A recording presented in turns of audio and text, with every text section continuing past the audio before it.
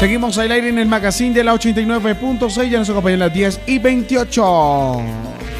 Y a esta hora de la mañana tenemos nuestro informe desde la agencia de noticias RPTV, que nos viene a traer pues todo lo que tiene que ver con el informe de noticias de las principales noticias.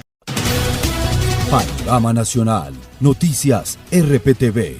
Dirige Daniel Muñoz.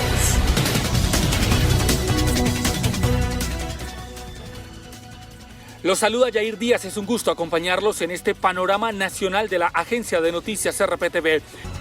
Más información, la Contraloría General de la República reveló que la efectividad de los recursos invertidos en la implementación de la política nacional y atención y reparación integral a las víctimas es muy mínima.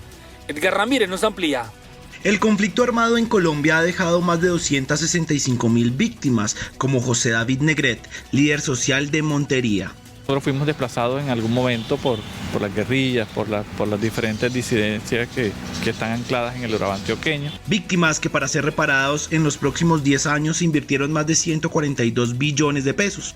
Recursos que tienen serias irregularidades en su ejecución, como lo menciona el Contralor Delegado para el Postconflicto, Juan Carlos Gualdrón. Hallazgos fiscales relacionados con, por ejemplo, en la ley de víctimas, cerca de 700 millones de pesos que han sido girados para personas que aparecen en el registro de la Registraduría Nacional del Estado Civil como fallecidas. Recursos que para el ente de control son insuficientes para cumplirle a cabalidad a las víctimas. La Contraloría considera que el esfuerzo fiscal va a ser superior a los 358 billones para cumplir, por supuesto, con ese 9.300.000 víctimas que hay hoy en el registro único de víctimas. Según la Contraloría General, de las más de 6 millones de hectáreas proyectadas para restituir a las víctimas, solo se tienen órdenes judiciales de restitución sobre más de 169.000 hectáreas.